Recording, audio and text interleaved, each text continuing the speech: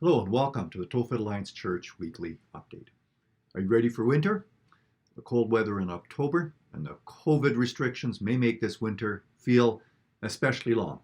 First, I want to let you know how the most recent changes in guidelines for gathering affect our church. In response to the rising infection rate, our province is restricting the size of social gatherings to 15 people.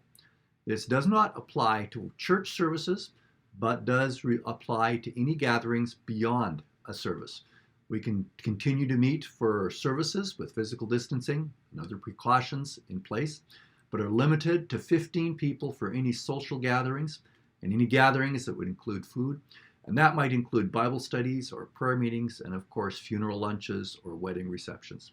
So we encourage people to wear masks when entering and leaving the facility, and especially when visiting following the service. In our context, the greatest risk for infection probably lies in the interaction before and after a service and the interaction of those who are involved in music and tech. So I ask that everyone maintain distance, wear masks, sanitize your hands, and especially pay attention to those circumstances. I also ask you to pray. Pray that infection rates would decline. Pray that restrictions would be able to be lifted. Pray for the leaders who are making decisions about how best to deal with this second wave. As you're praying, also pray for the elections taking place in the U.S. this coming week. Whether you're happy or sad about the result, remember what it says in Daniel when it says, "The Most High is sovereign over all kingdoms on earth, and he gives them to anyone he wishes." The kingdoms of this earth are temporary, and it's God who allows them to flourish or to fail. While we live among the kingdoms of this earth, we remember that, again from Daniel, his dominion is an eternal dominion. His kingdom endures from generation to generation. So regardless of how long this winter will be or how long it will feel, or what restrictions may yet be imposed as COVID continues, or what happens on the political scene in our country or around the world, God is still in charge. And he invites us as his people to lift our gaze beyond the external, to root our perspective in the eternal. I want to mention our Jaffrey Project once again. I hope that you have found the focus on the Jaffrey Project through October both engaging and encouraging. In this time of so many bleak news headlines, it's great to hear about how the gospel is having an impact, and it is humbling to know that our giving is making such a difference. You can continue to make designations to the Jaffrey offering. We ask that you get those in by the end of November. Thank you so much for your support of our local church and for the global work of missions. A few things happening in November. One, we're pleased to have 2 international workers as guest speakers in November. Chris Ulrichson is going to be speaking on November 8th and Kelly Dyer on November 29th.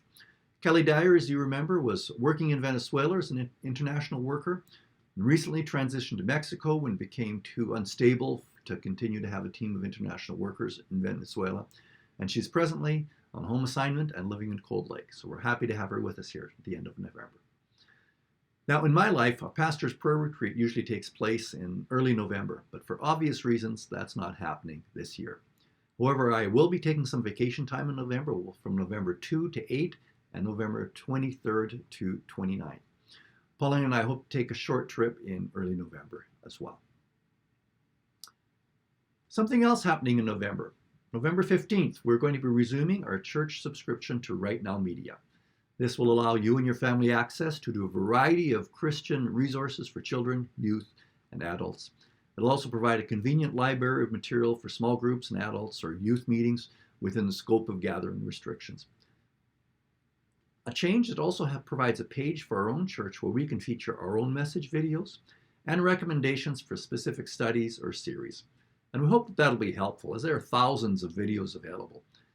Now, we know we all need to manage the amount of screen time in our lives, especially when screens are such a big part of our work or our education lives. But when you are looking for something helpful and uplifting, we hope this is a good option.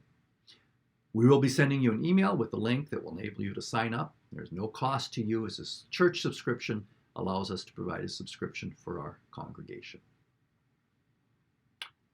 This weekend, we're talking about walking by the Spirit.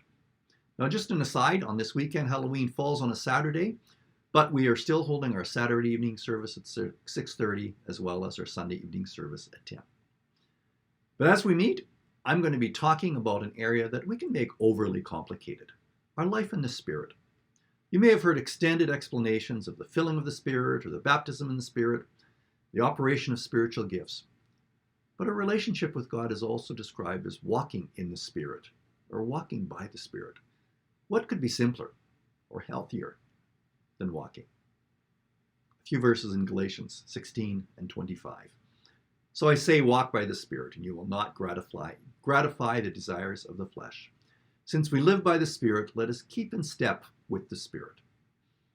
I hope you're able to join this weekend on either Saturday or Sunday. And if you can't join, hopefully you can catch us later in the week online. God bless. Have a great week, great weekend.